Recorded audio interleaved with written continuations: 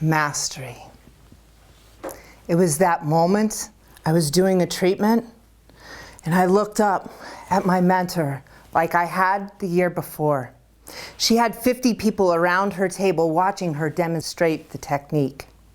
And I had 50 people around me watching me demonstrate the technique too. Not 1 ounce of me wanted to be over there watching her. I wanted to be fully present with the client on my table. It had been a year of doing nearly 1,000 treatments, all volunteer, aligning individuals to their well-being, their higher purpose, their most present now.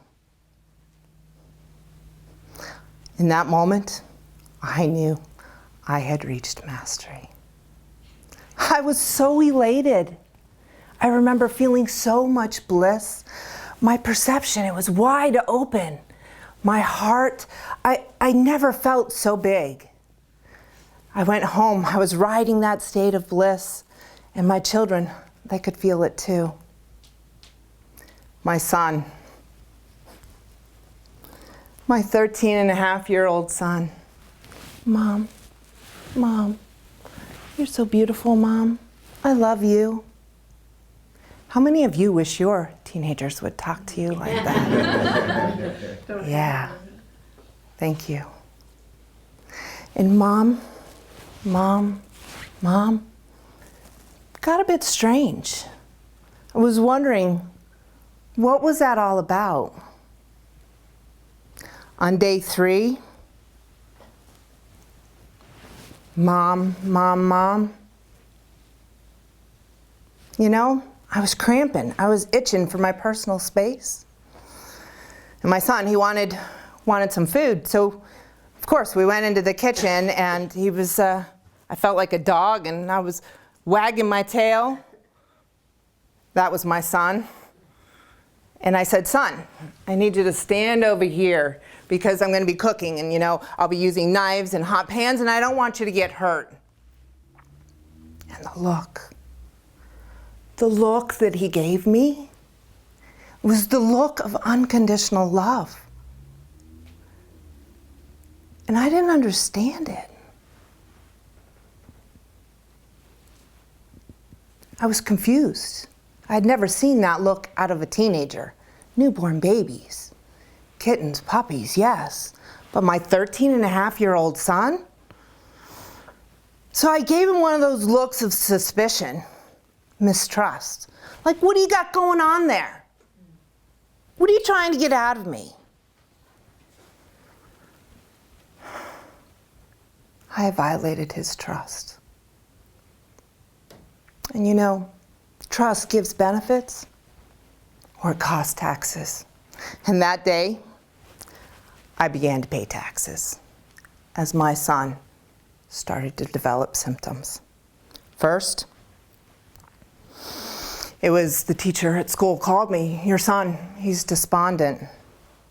A month later, it was the mother across the street came over and said, your son, there's something wrong with him. You've got to take him to the doctor. I said, I don't do doctors, but thank you for sharing. I do natural health. After all, I'm a therapist. So I started treating him. And it kept coming back to the feeling of perfection, the integration of perfection, the acceptance of all that is as it is. I said, okay, it's perfect. And we went on. He became highly suggestible.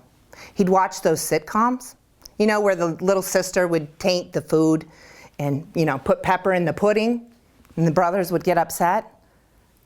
So he began to think that the food in the refrigerator was tainted. So he began to stop eating. Then I kept treating. It kept coming back. Perfection. The integration of the feeling of perfection. Acceptance of all that is as it is. The symptoms kept developing.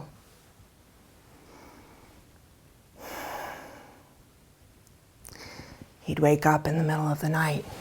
He'd put a cowboy hat on and wheeled the pool cue over his shoulder, and he'd creep through the house looking to get the bad guy. It was really scary seeing my son drift away.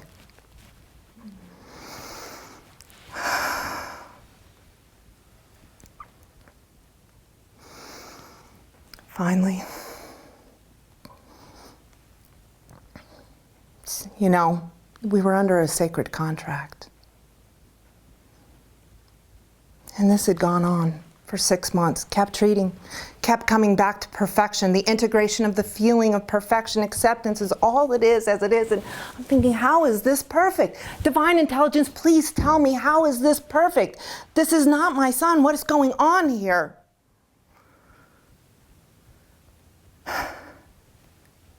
So as I said, 6 months later, we took him to the hospital. Blood, urine, CAT scan, 2 doctor's exams. Doctor takes us out of the room and says, your son, he's got acute paranoid schizophrenia. You've got to take him to the psychologist tomorrow and have him put on those heavy psychotropic medication. And if you don't put him on that medication, you're not going to be happy. How is this perfect? Okay.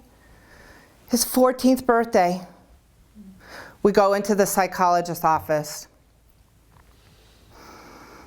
She proceeds to tell me that if I don't put my son on medication every day for the rest of his life, that his symptoms are going to get bigger and they're going to get uglier, and I'm surely going to regret my decision.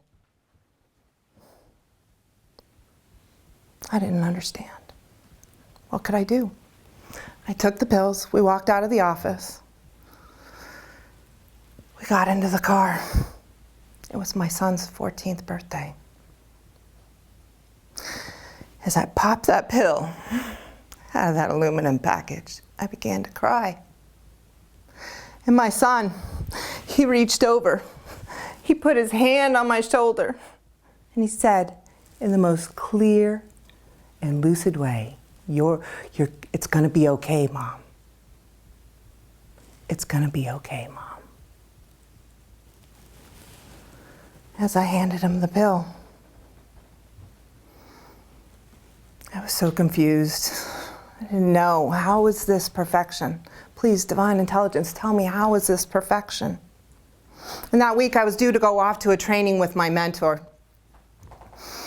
And when I got there, she said, I told her what was going on, of course, and she said, it's all perfect. You're going to get through this one. I said, how is this perfect? Okay, she's my mentor. And she kept seeing me go in and out of acceptance. The training began, and she started to talk about how different symptoms would come in the body from different experiences in life, how that energy would get stuck into the different cells and create these different diseases we see in the world today. Dis-ease, right? It's all dis-ease. And I began to understand. Second chakra, fear, doubt, confusion, overactive third eye. Runs in my family. High perception. Aha! I got it. I got the recipe. I feel great. I feel so elated that the awareness is there. Now, I don't know what to do with this yet, but I've got some answers. We continue on, and we do this exercise called the cosmic cocktail party. We would start off with the sound of Om.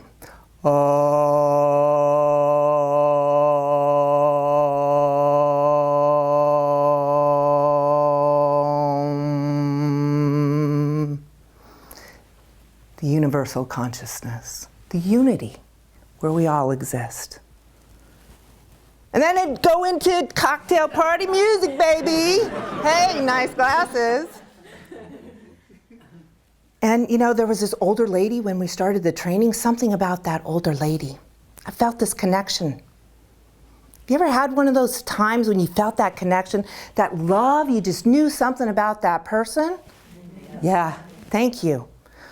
Well, we were in that universal consciousness, that unity, that Om, and I got to the older lady. and I held her hands. And I was feeling so amazing because I had answers.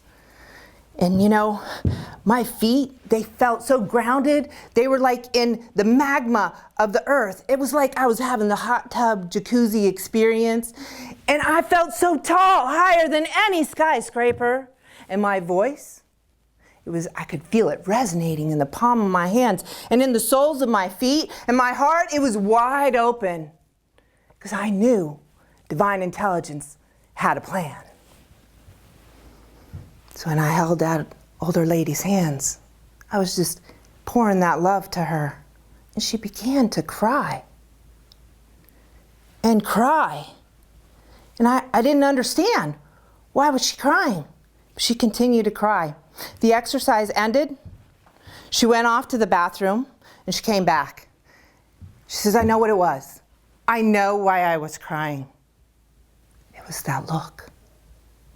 That look you were giving me was the look of unconditional love, and I couldn't see the unconditional love in myself. Aha! I got it. It's a look. A look. Who knew? It could be so simple as a look that could heal. The event ended. We went home. My husband picked me up. They had raised the medication 3 times in the 5 days that I was gone. My son was in the back seat. He was like a zombie, completely drugged up with that medication. It's a heavy-duty medication. And I looked at my son from that very expanded state of consciousness, that very open awareness, that very open heart.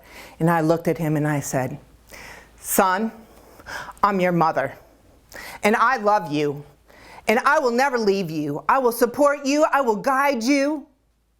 And I absolutely accept you. And he got the biggest grin that I've ever seen on his face, even to this day.